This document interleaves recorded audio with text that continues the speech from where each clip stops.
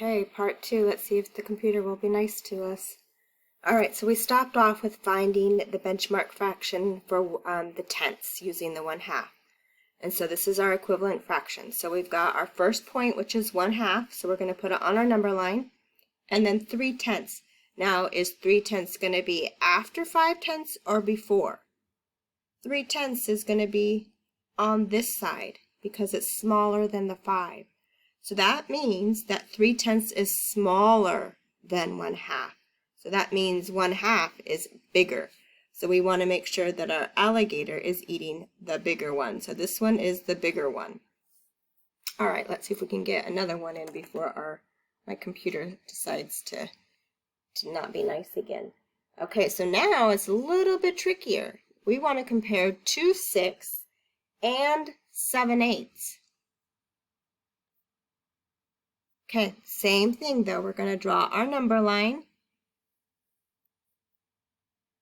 with our 0 and our 1. We're going to have our 1/2, but now we have to write 2. We have to find the 6th, which is 3/6. So we're going to put 3/6 here because these are all the same. And now we also need to find the 8ths. 4/8. Okay, so that's 1/2. So let me use my two colors again. My 2/6 is smaller than my 3/6, right? So it's going to go on this side. So this is going to be my 2/6 because it's smaller. And then 7/8. 7/8 is bigger than 4/8. So 7/8 goes on this side. So which one's bigger? The 7/8 is. So that's the side that we want our little man to be eating. So 7/8 is bigger. 2/6 is smaller. Okay, so I am going to try to fit one more on here. I'm going to squeeze it. Let's do one more together. Let's do 4/8 and 2/10. So 4/8 and 2/10. Okay, quick number line. We've got our 0 and we've got our 1. We've got our 1/2. Okay, so our 4/8. Oh, it's actually the benchmark, isn't it? 4/8 goes right there because it's exactly 1/2. And then let's do our tenths. 5/10 is our middle part. So we've got 5/10. 2/10 is bigger or smaller? That's right, it's smaller. So 2/10 is going to go over here. So which one's bigger, 4/8 or 2/10? That's right, using our benchmark, we know that our 4/8 is bigger. So our mouth needs to go over here. So what we're doing is we're taking what we know. We know that these are all 1/2. And we're deciding, using our benchmark, using our 1/2, which one is bigger and which one is smaller. So we're going to be practicing that today. So what we're going to really need to know is all of the half benchmarks. That part I want you to be able to, we're going to be using those. So on our note paper, we need to have those because it's going to make it easier for us.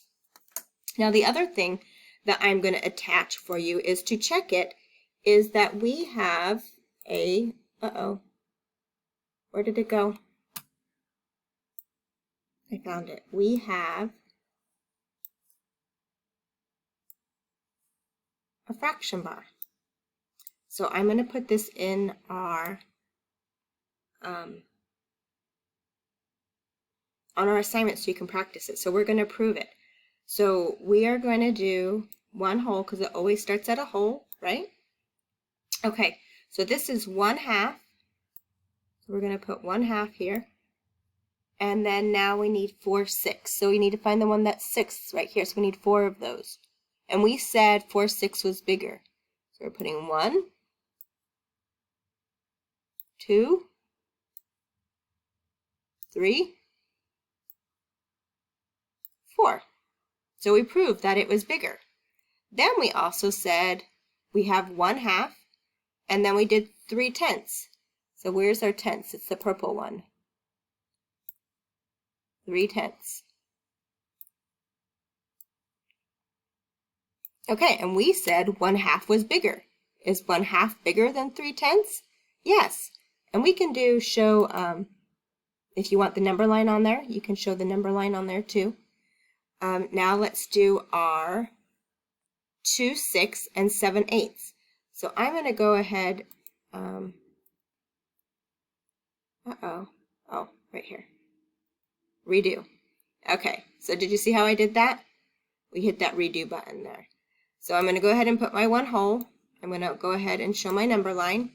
Now I'm going to do 2 6. So where's my 6? 2 6. We said that that was smaller than 7/8. So we do 1, 2, 3, 4, 5, 6, 7, and then I'm going to go ahead and put the half in there so you can see that too, how we use that. All right, so we said we put 2 6 on this side of 1/2, and we put 7/8 on this side, and we were correct. And so we can see by pictures here that 7/8 is bigger than 1 6. Okay, so then I'm going to redo.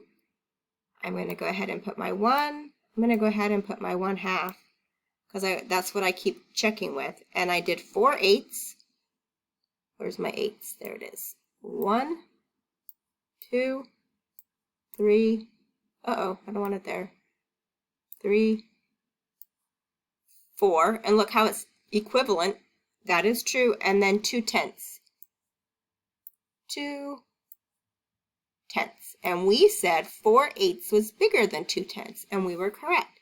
So I'm going to also put this fraction tool in the assignment, so if you bookmark it, you can go back and use it when you're comparing fractions.